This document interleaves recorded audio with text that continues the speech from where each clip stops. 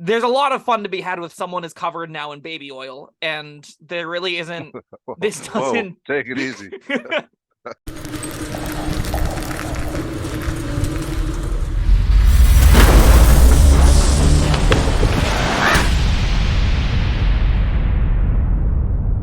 Hello, friends.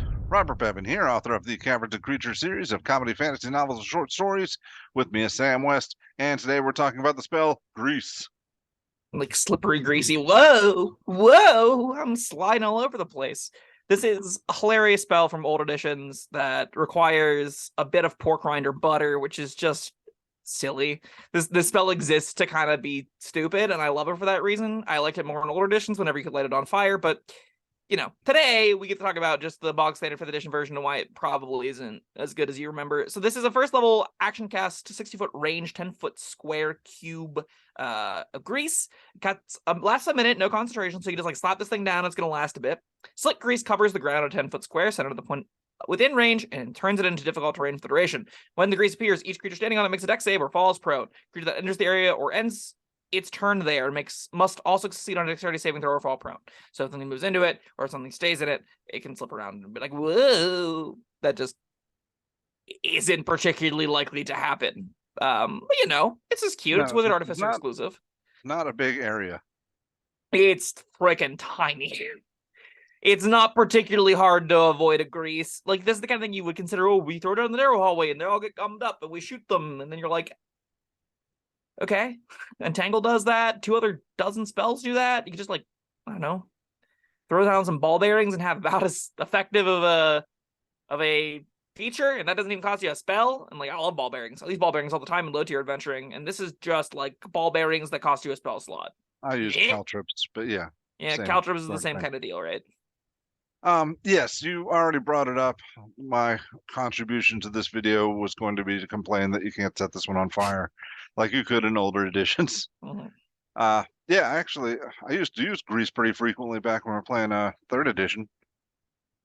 Specifically to light things on fire? Is that why you are very excited to light webs on fire? It's because you're like, I just want to light all my spell stuff on fire. I'm going to make this stuff and I'm going to burn it. Yeah. Sure. It's good enough reason. You've got a grease and a web. You're gold.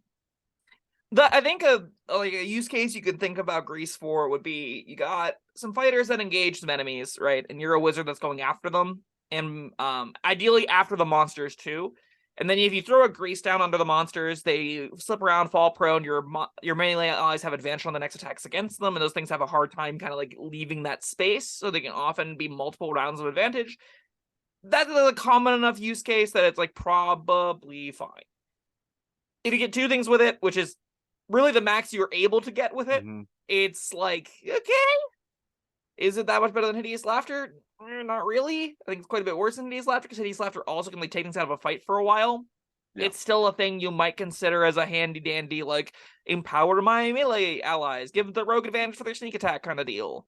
It's going to really, this is one of those spells, because the prone condition is stapled to when things are able to, they can just choose to end it by spending some speed. So that makes initiative really important for if this can even function, right? If you cast it on a bunch of enemies, they slip around and fall prone, and then it's immediately their turn and they go, and they just get up, then you're like, crap. They just spend 2 feet, they're out of the grease, and now I've just spent a first level spell slot on exactly nothing.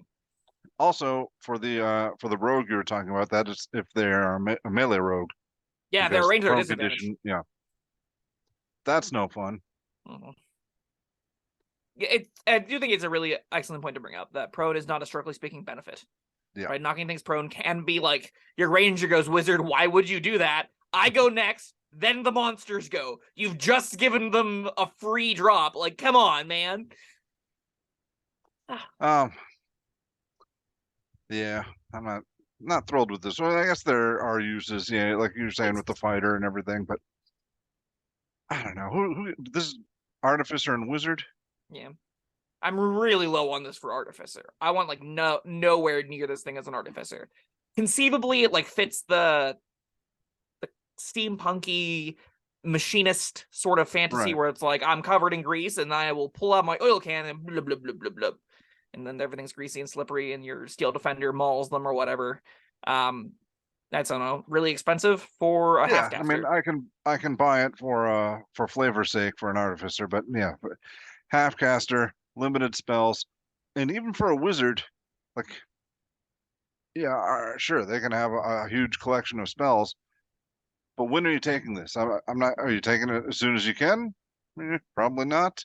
Yeah. And by the time you're saying, okay, I guess I'll take grease now, then are you ever going to use it?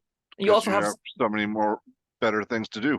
every other level, you get an upgrade to your spells too, right? So like it's like you take this like, oh, I got all the second level spells I wanted. So at fourth level, as opposed to third level, I'll get grease in a third second level spell.